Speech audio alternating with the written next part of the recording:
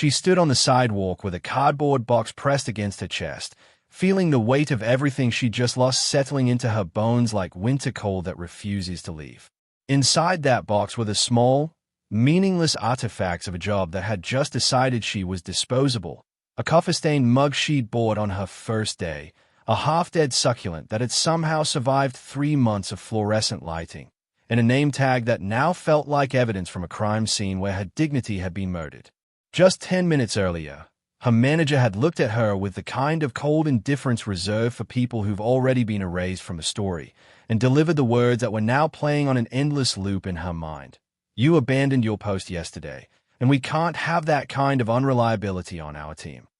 Unreliability. That single word felt like a knife twisting in her chest, worse than the biting autumn wind that was making her eyes water, worse than the humiliation of walking out with all her coworkers watching through the glass doors like she was some kind of spectacle they'd be gossiping about during their lunch breaks. Her phone had started buzzing in her pocket with the relentless rhythm of a life falling apart in real time. Each vibration a small electric shock reminding her of overdue rent notices and electricity bills that were already 2 weeks past their final warning. And she didn't even need to pull it out to know exactly what those notifications said because she'd memorized every number, every deadline, every consequence the way people memorize the details of their worst nightmares. The night before kept forcing its way back into her consciousness in fragmented flashes that felt more like accusations than memories. The old man's body crumpled on the wet pavement like discarded clothes, his weathered hand reaching up toward nothing and no one. The sound of people shouting while others stood frozen with their phones out filming instead of helping.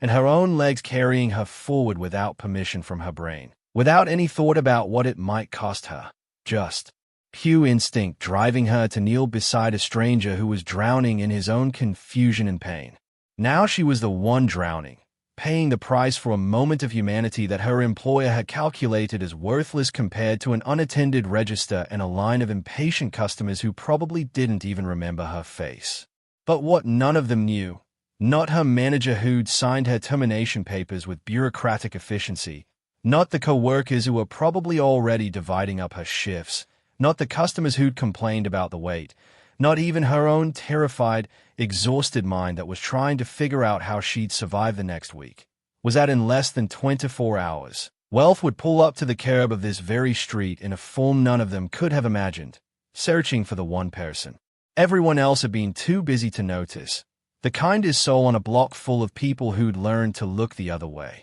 The truth was that her entire existence had been balanced on the edge of a razor blade long before she'd ever knelt beside that old man on the pavement, living the kind of life where a single missed shift could trigger a domino effect that would flatten everything she'd been desperately trying to hold together. She worked the morning shift at Corner Brew Cafe, a place that smelled perpetually of burnt espresso and broken dreams, where she'd smile at customers who barely looked at her while her mind ran constant calculations about whether she could stretch last week's groceries into this week's meals and still have enough left over for her mother's prescriptions. Her apartment was a studio barely big enough to contain the weight of everything she carried. Medical bills stacked on a table that wobbled, a notebook where she tracked every dollar with the precision of a surgeon, rent notices that arrived with the regularity of seasonal depression, and her mother sleeping in the only bedroom while she took the couch that had become both a bed and her planning station for a future that felt like it was being pushed further away with each passing month.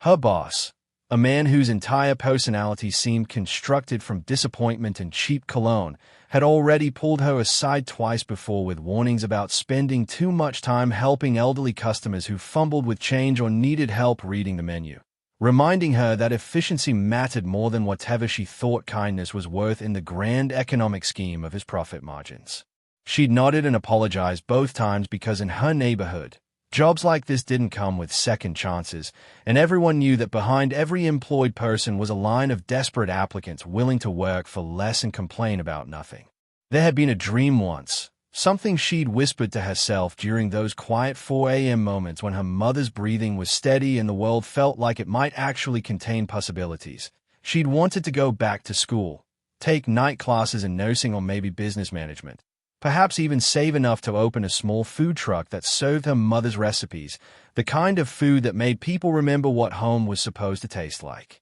But that dream had been postponed so many times it had started to feel like a story she'd once read about someone else's life, buried under the weight of immediate survival and the mathematics of poverty that never quite added up to hope. She developed small observations about her regular customers, including an elderly man who came in every Thursday morning and always paid in crisp bills from a worn leather wallet. And she'd heard the neighborhood rumors about some reclusive old figure who lived in one of the row houses and supposedly had family money that he never spent, though she'd never paid much attention because rich people's eccentricities had nothing to do with her reality. There was also that new poster in the cafe window about the upcoming development project funded by some family trust that nobody had ever heard of, promising to revitalize the neighborhood in ways that usually meant pushing people like her further out into the margins. On that particular morning, the day everything changed, she tied her apron with the grim determination of someone who'd decided that keeping her head down and making herself invisible was the only strategy left for survival.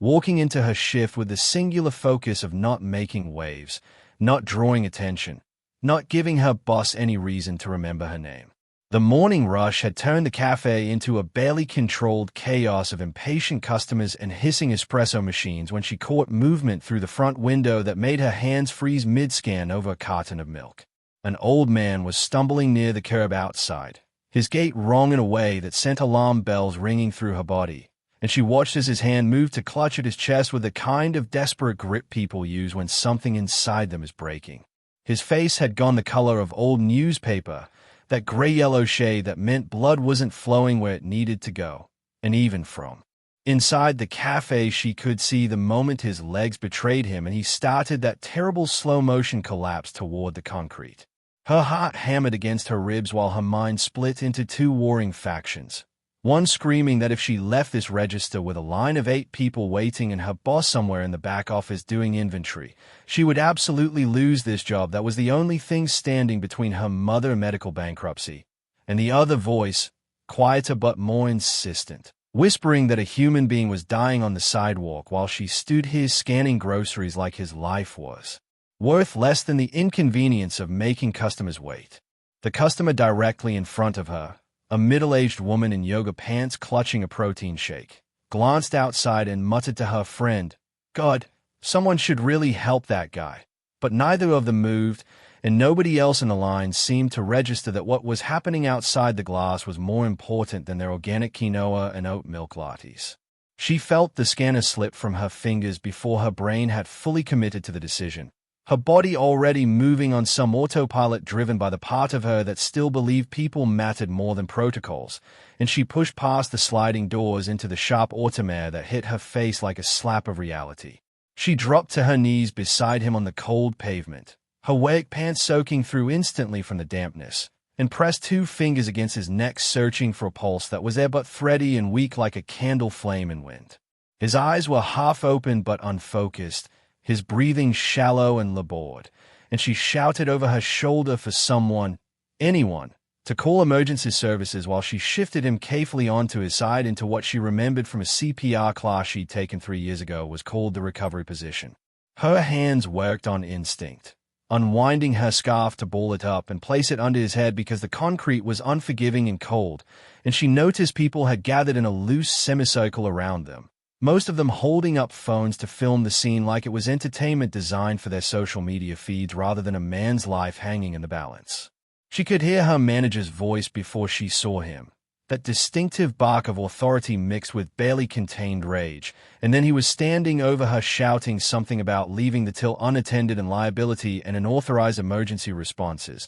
but she kept her focus on the old man's breathing, counting the seconds between each labored inhale until the beautiful sound of sirens cut through the manager's tirade. The paramedics worked with efficient speed, thanking her in that professional but distant way that emergency workers have, and within minutes they'd loaded him onto a stretcher and disappeared into the ambulance that pulled away with lights painting the street in urgent red and blue. She stood up on shaking legs, her knees screaming from the pavement, and met her manager's eyes across the small crowd that was already dispersing now that the show was over, and his face had hardened into something that looked like stone carved into the shape of consequences, and all he said was, "We're going to talk about this."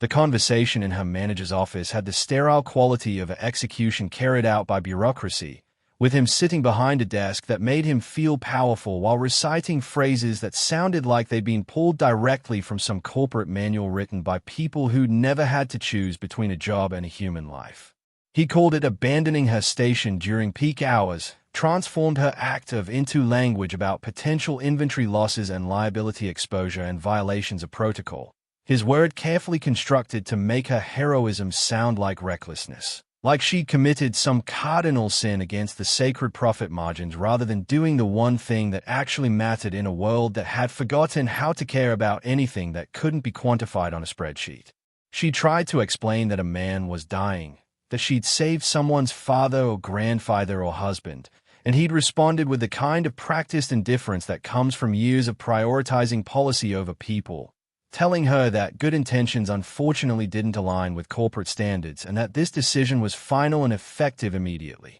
Walking out of that office had felt like stepping through the first door in a series of slamming exits that would define the next several hours of her life. And the second door was her landlord, a man whose patience had already been worn to threads by a pattern of late payments that were never late enough to justify eviction, but always late enough to remind both of them how precarious her situation was. When he'd heard through the neighborhood grapevine that she'd lost her job, because news traveled fast in buildings where everyone's business was everyone else's entertainment, he'd appeared at her door within hours with a notice that might as well have been written in red ink for all the mercy it contained, explaining in that tone people use when they are about to ruin your life but want to sound reasonable that he couldn't afford to keep tenants who couldn't guarantee next month's rent, and that she had until the end of the week to either produce payment or vacate. Then there was Michelle from the cafe, a coworker who'd always smiled to her face while apparently harboring resentments that had been fermenting in silence. And she'd heard through another former colleague that Michelle had been telling people she'd staged the whole heroic rescue as some kind of attention-seeking performance,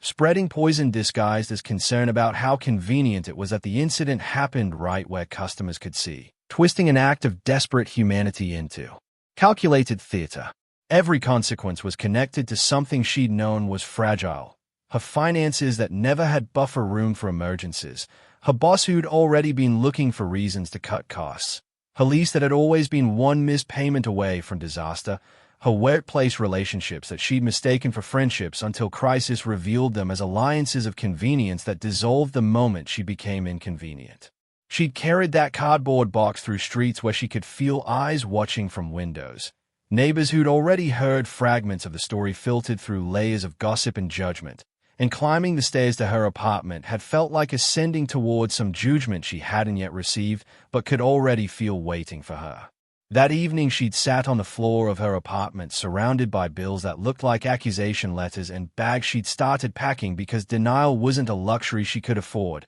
understanding with brutal clarity that kindness had cost her everything in less than 24 hours, that the world had looked at her choice to save a life and responded by systematically dismantling the fragile structure of security she'd spent years building. The apartment had taken on the haunted quality of spaces that exist in limbo between one life and whatever comes next, with half-packed boxes creating shadows in corners in her.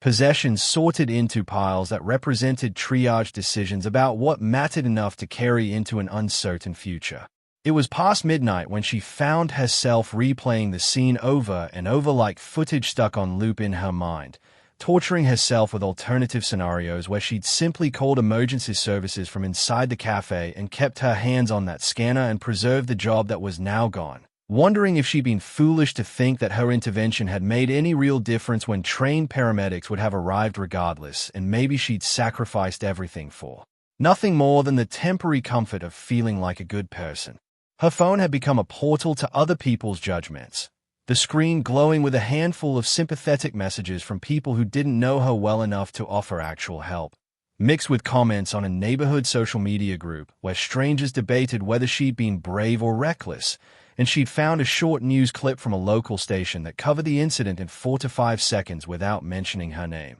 reducing her choice to background context for a feel-good story about emergency response times. Her mother had called earlier, her voice carrying that particular tremor that comes from trying to be supportive while drowning in your own terror, asking questions neither of them had answers to. Where would they go? How would they pay for medications? What happens to people like them when the safety net that was never particularly safe finally tears completely? And the conversation had ended with both of them pretending they believed things would somehow work out because admitting the truth felt like surrendering to forces too large to fight. She'd heated a pot of cheap soup that tasted like nothing, eating it mechanically while sitting by the open window where street noise drifted up with the indifference of a city that kept moving whether you were falling apart or not. And at some point she'd pulled out that old notebook where she'd once written goals in careful handwriting that now looked like artifacts from an archaeological dig of her own abandoned dreams. Her hand hovered over the pages ready to tear them up because holding onto hope felt more painful than letting it go. But something stopped her, and she closed the notebook instead and set it gently on top of the box she'd labeled Keep. She looked at her own hands in the dim light, turning them over and studying the lines on her palms, and she could still feel the memory of that old man's pulse fluttering against her fingertips like a bird trapped in a cage made of ribs and fear. And she whispered into the empty apartment with a conviction that surprised her that she would do it again. That even knowing everything it would cost her, she would still run out that door and kneel on that pavement because some part of her still believed that choosing to save a life mattered more than whatever the world took from you in punishment. She fell asleep just before dawn with that thought wrapped around her like armor against the morning, not knowing that while she slept fitfully on her couch, plans were already moving through channels she couldn't see, with her name written in ink on documents that would arrive before she'd even finished her first cup of coffee. The knock came the following evening when the light was doing that particular thing it does just before sunset, painting everything in shades of amber that made even her half-packed apartment look almost beautiful, and she assumed it was her landlord arriving early to deliver more bad news or perhaps a final warning dressed up as courtesy. Instead, when she pulled open the door with her defenses already raised, she found herself staring at a man in a press suit who looked like he'd stepped out of a world that existed in a completely different economic atmosphere. And behind him on the curb sat a car so sleek and black it looked like it had been carved from polished obsidian. The kind of vehicle she'd only ever seen in movies or passing through her neighborhood on the way to somewhere that mattered more. The man confirmed her name with the kind of professional courtesy that made her immediately nervous, mentioning that he was here on behalf of the elderly gentleman she'd assisted 2 days prior, and her stomach dropped through the floor as her mind immediately jumped to lawsuits and liability and some legal nightmare where her act of kindness was about to become another weapon used against her. The ride itself felt like traveling through a documentary about someone else's life, watching familiar streets scroll past windows tinted dark enough to separate her from the world she'd always walked through on foot,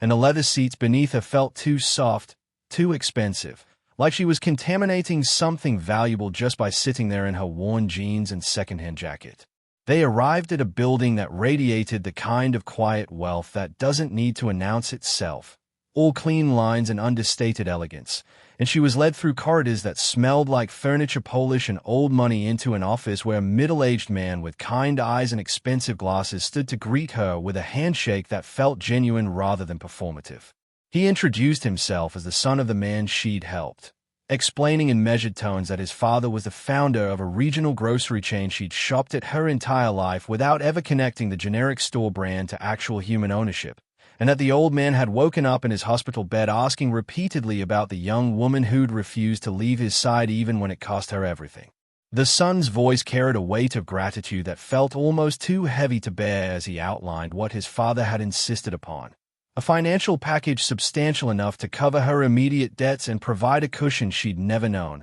a guaranteed position at the corporate office with benefits and a salary that made her current earnings look like pocket change, and assistance with housing that wouldn't hang over her head like a guillotine waiting to drop. She sat in stunned silence that stretched out long enough to become uncomfortable, her mind unable to process whether this was reality or some elaborate dream her exhausted consciousness had constructed as mercy, or perhaps even a trap disguised as salvation that would reveal its true nature only after she'd allowed herself to hope. The son leaned forward with the kind of sincerity that can't be manufactured, explaining that his father had spent 6 decades building an empire from nothing, accumulating wealth that could buy almost anything except the thing he'd witnessed on that sidewalk: real courage that functioned without audience or reward, the kind of selfless action that cost everything and expected nothing in return. He said his father had been shaken by her choice in a way that money and success had never touched him. That watching someone sacrifice their security for a stranger's life had reminded him what actually mattered in a world where most people had forgotten how to see past their own convenience. The offer wasn't charity, the son insisted, but recognition, full coverage of her debts, a stable apartment in a building where she wouldn't live in fear of eviction, and funding for whatever path she'd written in notebooks and then buried under the weight of survival, whether that meant nursing school or business classes or the food truck dream she thought had died. She felt resistance rising in her chest because things like this simply didn't happen to people like her. And accepting felt dangerous, like touching something too hot or too fragile or too good to be real. But then she remembered sitting on her apartment floor in the dark, looking at her hands and whispering that she would make the same choice again. And she understood that this moment wasn't about luck or fairy tales, but about someone finally seeing the value in the currency she'd been spending her whole life. The decision to care when caring cost everything. She nodded slowly, accepting not as someone who'd won some cosmic lottery, but as someone who'd learned that real wealth wasn't measured in what you accumulated, but in your power to lift others when they were falling. And she realized with quiet certainty that saving an old stranger had cost her everything she thought mattered, but it had also brought her the kind of wealth the world rarely recognizes. The wealth of knowing that when the moment came to choose between safety and humanity, she'd chosen right. And this time, for once, that choice wasn't walking away empty-handed.